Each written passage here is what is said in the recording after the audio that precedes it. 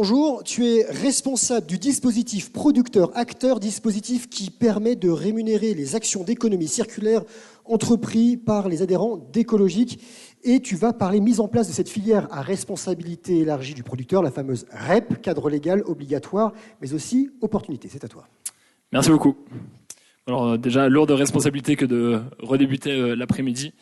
Je vais essayer de ne pas être trop soporifique. J'espère quand même que vous avez pris un bon café parce qu'on reprend donc avec l'actu réglementaire qui touche de plein fouet la filière outdoor.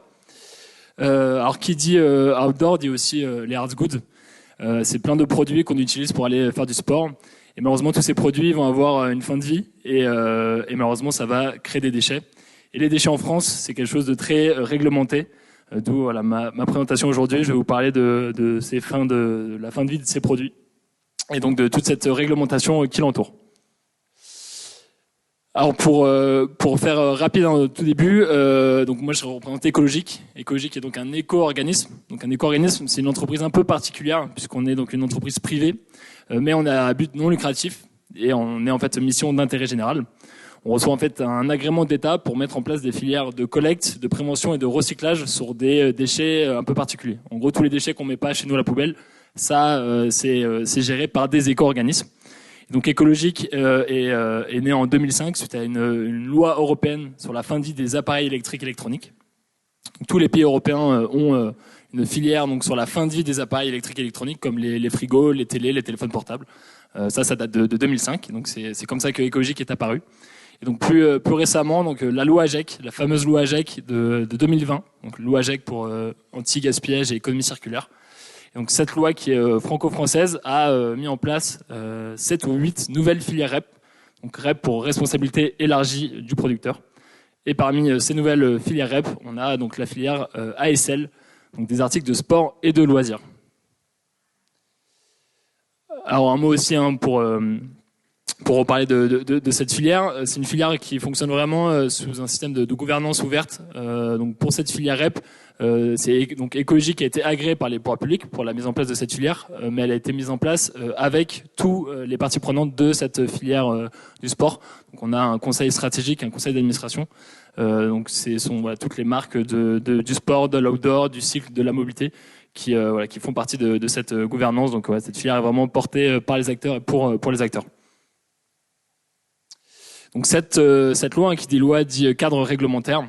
Voilà, c'est la partie un peu lourde de cette présentation, mais donc voilà, cette loi AGEC, elle a apporté donc des nouvelles obligations pour les acteurs concernés. Et parmi ces obligations, on va retrouver donc les metteurs en marché. Donc tous les metteurs en marché, ce sont les acteurs qui vont mettre à disposition du marché français ces articles qui vont un jour se transformer en déchets. Donc c'est ce qu'on appelle des metteurs en marché. Ces metteurs en marché, donc depuis cette loi AGEC, ils vont avoir 3 grandes obligations. La première, c'est donc d'être enregistré sur le registre de l'ADEME. Donc pour être enregistré sur le registre de l'ADEME, il faut être adhérent d'Écologique. On fait le lien en fait entre le metteur en marché et les pouvoirs publics, donc l'ADEME, à qui on rend des comptes. La deuxième obligation, c'est donc de faire une déclaration. En fait, on doit déclarer à l'éco-organisme tous les articles de sport et de loisirs qu'on a vendus en France. Donc on doit faire un reporting à Écologique. Et enfin, donc une autre obligation, c'est donc de s'acquitter d'une éco-contribution, la fameuse éco-contribution, qu'on doit verser à l'éco-organisme. Et en gros, cette éco-contribution servira à financer la fin de vie de ces appareils. On a aussi une autre obligation, c'est celle de la signalétique Triman. Donc maintenant, tous les articles de sport et de loisirs à terme devront être marqués avec une signalétique pour indiquer au consommateur où est-ce qu'il peut jeter son article de sport et de loisirs en fin de vie. Donc il pourra aller le mettre à la déchetterie, au magasin ou en faire un don aux associations. Voilà, ça c'est pour le premier volet, c'est pour les metteurs en marché. Donc ils ont toutes ces obligations depuis janvier 2022. Et de l'autre côté, on va aussi retrouver les distributeurs, donc tous le réseau de distribution, qui ont également des obligations, mais là ce sera surtout des obligations de reprise. C'est-à-dire que les magasins donc de plus de 200 mètres carrés ont des obligations de récupérer les articles de sport et de loisirs que peuvent ramener donc vous et moi. Si vous avez une paire de skis, un casque de vélo ou que sais-je encore, vous pouvez aller chez un magasin, donc un distributeur, il aura l'obligation de vous le reprendre. Donc quand on parle de cette filière ASL, alors tout simplement c'est articles de sport et de loisirs, et donc il va regrouper tous les articles, les équipements qu'on va utiliser dans le cadre d'une pratique sportive ou d'un loisir en plein air. Donc cette filière est vraiment très très large. Ça va des vélos aux tables de ping-pong, au billard, aux raquettes, évidemment donc tous les produits hard goods de montagne, hein, le sac à dos, le ski. Voilà, c'est un périmètre très très large. On estime que c'est à peu près 150 000 tonnes d'appareils qui sont mis sur le marché en France chaque année. Donc voilà, donc c'est tout ce périmètre-là qui est concerné par ces nouvelles obligations légales et donc de cette filière REP. Donc, comme je vous l'ai dit, hein, les metteurs en marché doivent donc payer une éco-contribution. Cette éco-contribution correspond en fait au coût engendré par le déchet. Hein. Chaque déchet a un coût. Donc c'est écologique qui est responsable du futur déchet. Et donc pour cela, on a mis en place un barème que doivent payer les metteurs en marché. Donc là, j'ai pris l'exemple de la filière outdoor. Donc on a les skis, les luges, les snowboards. Ça va être un coût qui est calculé selon le poids, puisque dans le monde des déchets, tout est calculé en eurotonnes. C'est comme ça qu'on raisonne dans le monde des déchets. Donc voilà, on a mis en place un barème qui est donc calculé sur le poids de l'équipement. Et donc si je prends l'exemple d'un snowboard qui va faire entre 3 et 5 kilos, on a une contribution de 73 centimes. Donc si je vends un snowboard en France et qui fait entre 3 et 5 kilos, je vais devoir payer 73 centimes à l'éco-organisme sur chaque snowboard vendu. Et derrière, bien évidemment, le répercuter sur mon prix de vente, pour que ce soit le consommateur final qui le paye. Mais voilà, à peu près ce que va engendrer la vente d'un article de sport de loisir. Ce sera 73 centimes pour financer Écologique qui, derrière, va mettre en place la collecte, la prévention et le recyclage lorsque c'est possible. Donc voilà, l'infoterie, j'en parlais tout à l'heure, hein, c'est le marquage qui sera une obligation à partir de novembre 2024. Tous les articles de sport et de loisirs mis sur le marché devront être étiquetés avec ce marquage pour justement indiquer aux consommateurs les différents endroits où ils peuvent donc se débarrasser de leurs articles de sport et de loisirs. Donc je le redis, on aura la déchetterie. Donc on met en place nous des partenariats avec les déchetteries pour avoir des espaces dédiés aux articles de sport et de loisirs en fin de vie. Les magasins qui ont donc des obligations de reprise et donc les associations, donc tout ce qui va être les réseaux d'apport de l'économie sociale et solidaire, les recycleries, les ressourceries. On peut aller déposer ces articles lorsqu'ils sont encore en état, donc faire du don. Voilà un petit peu pour cette dernière réglementation donc de l'infoterie. Donc on a aussi donc un plan de prévention et d'éco-conception que doivent mettre en place tous les metteurs en marché. Et derrière Écologique devant en faire la synthèse et la transmettre au pouvoir public. Donc voilà, c'est un grand plan pour énoncer ce que l'entreprise peut faire à son échelle, qu'elle soit fabricant, distributeur, importateur, en matière de prévention et d'éco-conception. Donc ça, c'était l'aspect réglementaire. Et ensuite, Écologique essaie de mettre en place une filière donc circulaire, donc sur plusieurs leviers, donc on va pouvoir voir dans un second temps. Donc, comme je vous le disais, donc la filière commence avec la fin de vie des appareils. Hein, donc, on a utilisé un article qu'on a acheté auparavant, on veut s'en débarrasser. On a plusieurs possibilités. Donc, la première, c'est donc d'aller en déchetterie. Si la déchetterie est donc en partenariat avec Écologique, il y aura un espace dédié de collecte pour mon article de sport et de loisirs. Donc voilà, on a 1200 déchetteries partenaires à date. Donc on va aussi pouvoir aller donc dans le point d'apport de l'économie sociale et solidaire. On peut aller donc dans les magasins qui sont éligibles à l'obligation de reprise. Et donc ça c'est une particularité de la filière ASL. C'est également tous les lieux de pratique, les clubs, les fédérations. C'est aussi un point très important pour nous pour mettre en place la collecte. Donc voilà, ça c'est dans ces 4 endroits où Écologique va pouvoir aller mettre en place la collecte pour derrière amener tous ces articles en filière de revalorisation et leur apporter une seconde vie. Et donc ça c'est vraiment le plus important. Hein. On peut pas parler de filière de déchets si on n'a pas mis en place la collecte. C'est vraiment le principal enjeu. Tout l'enjeu est là d'ailleurs. Hein. C'est la collecte. Et donc voilà, ça passe aussi par une sensibilisation à tous les utilisateurs. On a chez nous, je pense, plein d'articles qui prennent la poussière, des vieux vélos, on ne sait pas quoi en faire. Tous ces articles, maintenant, il y a une filière. Donc, si vous avez des articles qui ne servent plus, qui prennent la poussière, voilà, cette filière existe maintenant et vous pouvez leur donner une deuxième vie dans l'un de ces 4 endroits. Donc voilà. Donc une fois qu'on a dit ça, donc Écologique va envoyer un camion. On va mettre en place la collecte. Donc on envoie un collecteur récupérer tout ce beau matériel qu'on va envoyer sur ce qu'on appelle des centres de tri. Donc des centres de regroupement dans lesquels on va trier tous ces articles en 5 grandes catégories. Donc on va mettre de côté les vélos. Ensuite on va mettre donc d'un côté les métaux ferreux, les métaux non ferreux, les articles en plastique et d'un autre côté le flux qu'on appelle autres pour lesquels il n'y a malheureusement pas de filière de recyclage. Donc une fois qu'on a mis en place ce tri, il y a 2 possibilités. La première, c'est de confier tout ce qui est en état à donc les acteurs de l'économie sociale et solidaire. Donc, c'est peut-être la troisième ou quatrième fois que je parle d'eux, mais c'est vraiment un acteur très important dans le monde des déchets. C'est tous ces associations qui font du réemploi. C'est quand même le meilleur déchet, hein, c'est ce qui est en état, c'est lui donner une deuxième vie directement. Donc ouais, c'est quand même des partenaires très importants pour les éco-organismes. Ce sont ces associations. Donc tout ce qui est en état sera remis à des associations donc de l'économie sociale et solidaire. Et tout ce qui n'est pas en état est donc destiné à des recycleurs ou donc une fin de vie donc avec de la revalorisation énergétique, donc notamment pour le flux autre. On ne sait pas recycler, donc ça part à l'incinérateur et on crée de l'énergie en brûlant. Donc c'est du CSR, hein, c'est du solide combustible de récupération. Donc voilà à peu près ce que deviennent ces articles de sport et loisirs. On a mis en place l'année dernière sur la région de l'Arc Alpin donc ce qu'on appelait une collecte fin de saison montagne, donc en partenariat avec des villes, des stations, des collectivités. Donc c'était plutôt une réussite, hein, puisque voilà, on a mis en place des bennes de collecte directement dans les stations, dans une trentaine de stations il me semble, sur l'Arc Alpin, et ça nous a permis de collecter 200 tonnes donc d'articles de sport et de loisirs en fin de vie. Donc voilà, pour une première, c'est plutôt encourageant. On va continuer. Là, on est aussi en train de mettre en place une collecte fin de saison mer sur tout le littoral. Et là, donc, on prépare aussi la deuxième saison collecte fin de saison montagne. Et on va élargir le périmètre. On va aussi mettre en place des bennes de collecte dans les Pyrénées, dans le Jura. Et voilà, peut-être un autre arc de montagne.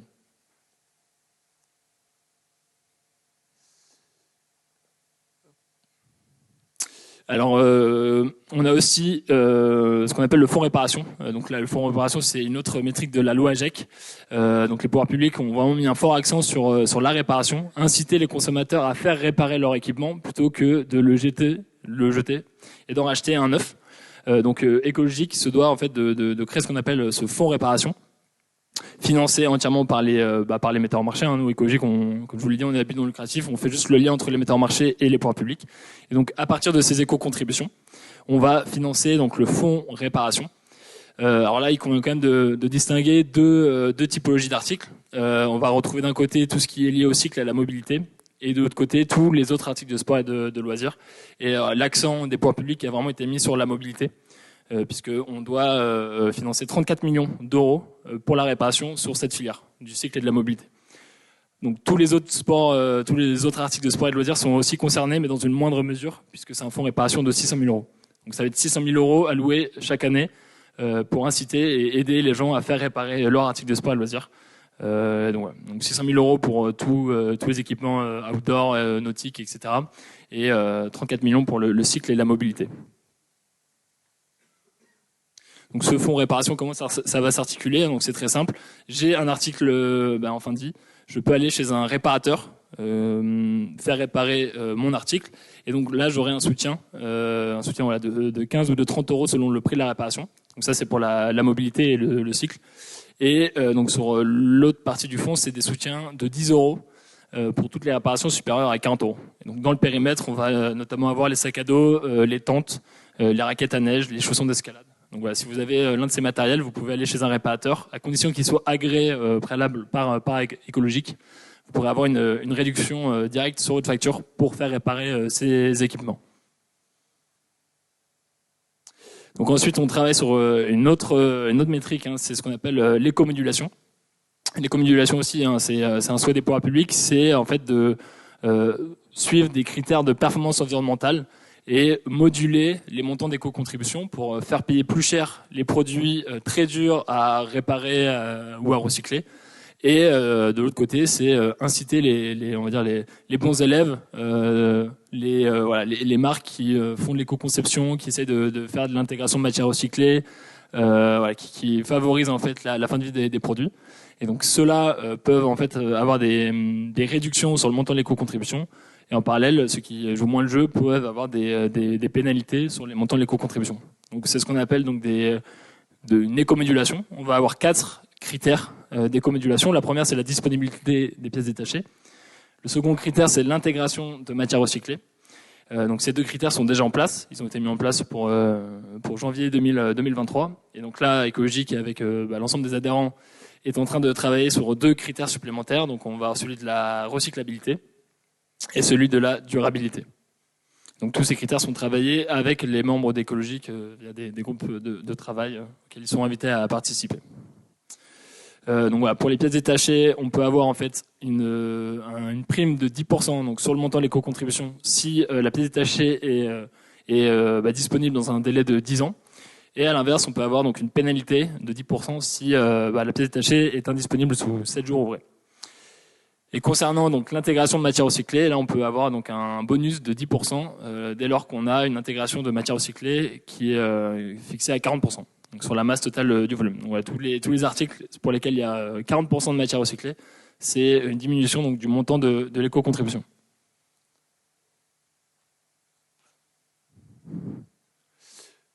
Voilà, donc cette filière, ça ouvre aussi des opportunités pour les acteurs. Hein. C'est un accompagnement à l'éco-conception, c'est aussi l'accès à toutes les données d'écologique sur le bilan annuel, combien de tonnes on a collecté, combien on en a réparé, réemployé, recyclé. C'est aussi bénéficier de solutions de collecte, parce qu'Écologique peut aller collecter n'importe où sur le territoire, et c'est même gratuit pour les détenteurs de déchets. Donc voilà, une autre opportunité aussi, c'est donc ce qu'on appelle les appels à projets en recherche et développement. Donc on a lancé ces appels à projets l'année dernière. Ces appels à projets qui visent à soutenir des projets en recherche et développement sur la thématique donc du recyclage des articles de sport et de loisirs. Donc voilà, donc on a lancé ces premiers appels à projets l'année dernière. On a eu pas mal de candidatures, c'était plutôt un succès. Et donc l'année dernière, on a soutenu 4 projets. Qui sont d'ailleurs on a Revival qui donc recycle des chaussons d'escalade. On a également donc Salomon Atomique qui vont mettre en place, tenter de recycler donc les chaussures de ski. On a également Hutchinson qui donc lui s'est positionné sur le recyclage des chambres à air. Et donc enfin on a Artengo, donc filiale du groupe Decathlon, sur le recyclage de la balle de tennis. Donc voilà, ces 4 projets qui sont soutenus dans le cadre des appels à projets. On a ressorti donc une nouvelle salle d'appel à projets il y a quelques mois. D'ailleurs, il y a d'autres projets lauréats dans la salle d'ailleurs.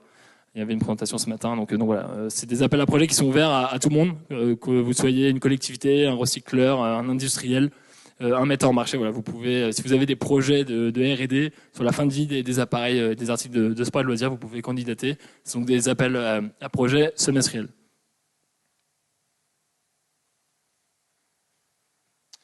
Et donc enfin on a ce qu'on appelle donc le dispositif producteur-acteur. Donc c'est un dispositif qui vise à donc soutenir les actions d'économie circulaire qui sont menées et entreprises par les adhérents, donc toutes les marques qui sont en conformité, qui sont adhérents écologiques et qui donc payent une éco-contribution.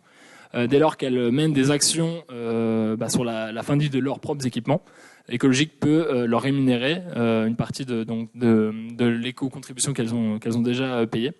Donc en fait, Écologique peut rétribuer une partie de la contribution dès lors qu'une entreprise va recycler ses propres articles, ou si elle fait du réemploi, si elle arrive à faire de la réparation, de l'upcycling, ou toute autre action qui touche à la fin de vie de l'appareil. Là, en fait, elles peuvent rentrer dans ce dispositif et donc bénéficier de soutien financier de la part d'Écologique. Ouais, j'ai été plus rapide que prévu, donc merci beaucoup pour votre attention. Et si vous avez des questions, je serais ravi d'y répondre. Alors, si vous avez des questions, il y a un micro dans ma main. Est-ce que vous avez des questions à poser à Hugo? N'hésitez pas. Alors, je vais aller au bout de la salle. J'arrive. Est-ce qu'on peut faire circuler le micro sur la droite? Merci beaucoup.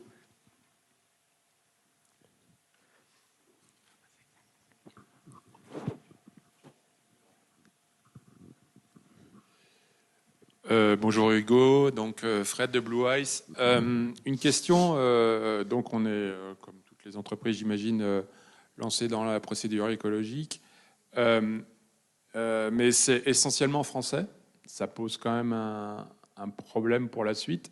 Est-ce que, parce que si chaque pays commence à vouloir faire ses propres réglementations, ses propres pictos, ses propres supports, ça commence à devenir très très très compliqué.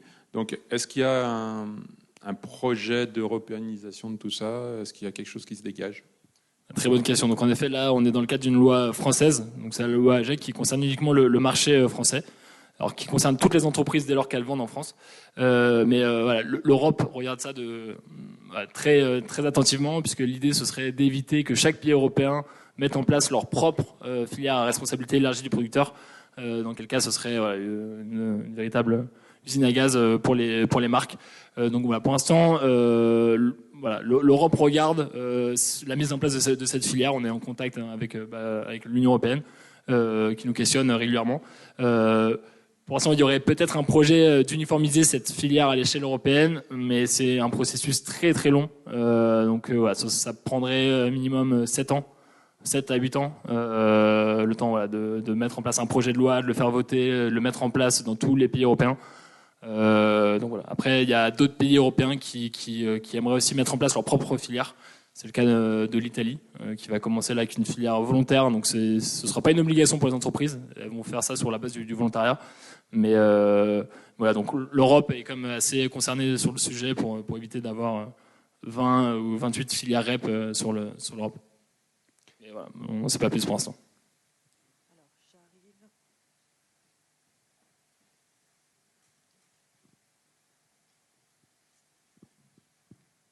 Merci. Oui, bonjour, Stéphane Mauvais, Taïga Innovation, collectif InnovaFlow. J'ai une question sur la collecte des vélos, par exemple.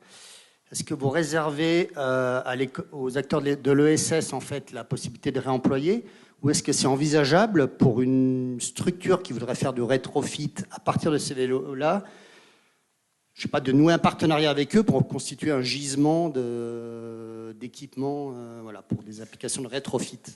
Alors nous, en fait, l'écologique, on a des obligations. Dès lors qu'on met la main sur un flux, on a des obligations légales. C'est soit de le confier à des ESS, c'est d'ailleurs les seules entités auxquelles on ait le droit de donner un flux collecté par écologique, c'est une ESS. Autrement, c'est rentrer dans la filière de prévention et de recyclage. Après, on essaie quand même de mettre en place ce qu'on appelle du picking. Donc, il y a plein d'acteurs privés qui veulent justement récupérer un flux, parce qu'on voit que c'est vraiment, il y a beaucoup de valorisation à avoir. Donc, on essaye d'étudier la possibilité de permettre à des acteurs privés de se rendre dans le centre de traitement pour récupérer de la matière qui les intéresse pour faire différents projets, de l'upcycling ou autre. Mais le plus intéressant, c'est les détenteurs de déchets restent prioritaires en fait.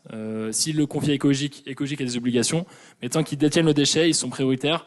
Et à ce moment-là, vous pouvez intervenir pour essayer de collecter un déchet qui vous intéresse, mais ouais, plutôt en amont. Une fois que c'est collecté par écologique, c'est très réglementé. On rend des comptes au public avec des reportings et c'est plus compliqué. Donc en effet, la meilleure solution, ça reste l'amont des partenariats pour récupérer les flux qui vous intéressent. Bonjour, Charles Boschetto, le cyclo.com. Première question sur... en fait, c'est la seule manière d'être conforme à la loi AGEC de passer par écologique. Et est-ce que votre service est... Quand on est membre, j'imagine que c'est un coût, donc c'est un coût supplémentaire d'intermédiaire ou pas? Alors, aux yeux de la loi AGEC, il y a 2 possibilités pour être conforme aux obligations. C'est soit d'adhérer à écologique et de transférer ses obligations, soit créer ce qu'on appelle un système individuel. Mais ce système individuel, il reprend le même cahier des charges que l'éco-organisme. Et donc, notamment dans ce cahier des charges, on a la mise en place, le financement du fonds réparation, donc c'est 35 millions d'euros qui doivent être financés. On a aussi la collecte et le recyclage sur l'ensemble des DROMCOM. Donc, ne serait-ce que pour ces 2 raisons, aucun acteur privé, aucun metteur en marché n'a envie ou voudrait se lancer dans un système individuel. Decathlon, par exemple, pourrait pas assurer la collecte dans toutes les DROMCOM et assurer qui collecte et qui recycle. Ce serait beaucoup trop compliqué.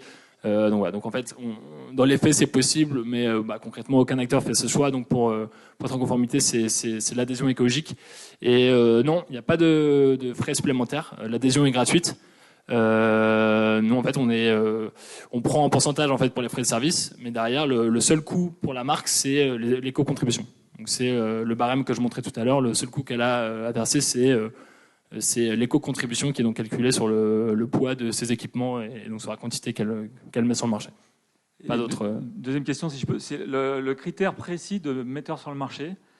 Est-ce que c'est uniquement le fabricant, le grossiste, quand on est notamment e-commerçant comme nous, qui est le metteur sur le marché en fait? Non, c'est aux yeux, c'est la première entité qui doit payer la TVA en fait. Donc on a l'importateur, par exemple une entreprise française, si elle achète des articles de sport en Allemagne ou en Asie, c'est via les importations, c'est elle le premier metteur au marché.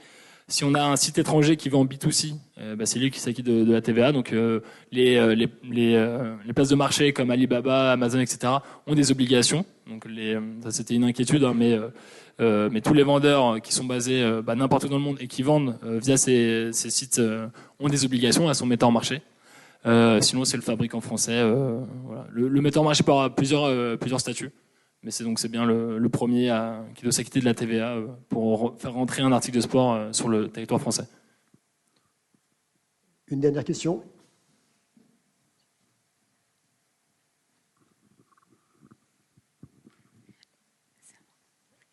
Bonjour, Aurélie de Esco. Je voudrais savoir, peut-être que j'ai loupé l'information, si vous êtes relié ou pas à la filière textile. Et par article de sport, du coup, qu'est-ce que vous entendez? Et s'il y a un parallèle avec la filière textile? Donc en effet, il y a plusieurs filières REP en France. Et donc la filière textile fait l'objet d'une propre filière donc à responsabilité élargie du producteur. Donc l'éco-organisme qui est agréé par les pouvoirs publics sur cette filière s'appelle Refashion.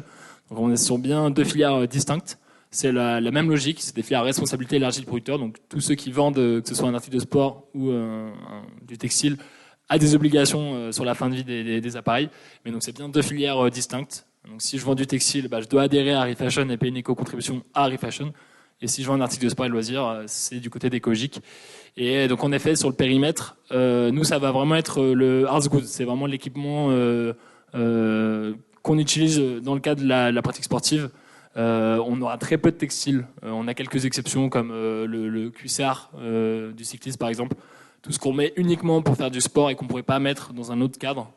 Et chez Refashion, on va avoir tout ce qui est coupe-vent, pantalon, veste, même les vestes un peu techniques qu'on met en montagne. Ça reste du textile parce qu'on peut la mettre pour aller acheter une baguette de pain.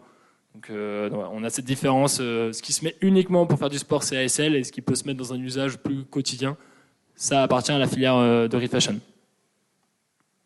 Allez, une toute dernière question. Sinon, Hugo, tu restes toute l'après-midi. Donc, ça me va. Donc Dernière question. C'est bon. C'est bon, Hugo. Merci beaucoup pour l'applaudir. Hugo Schumann d'Ecologic.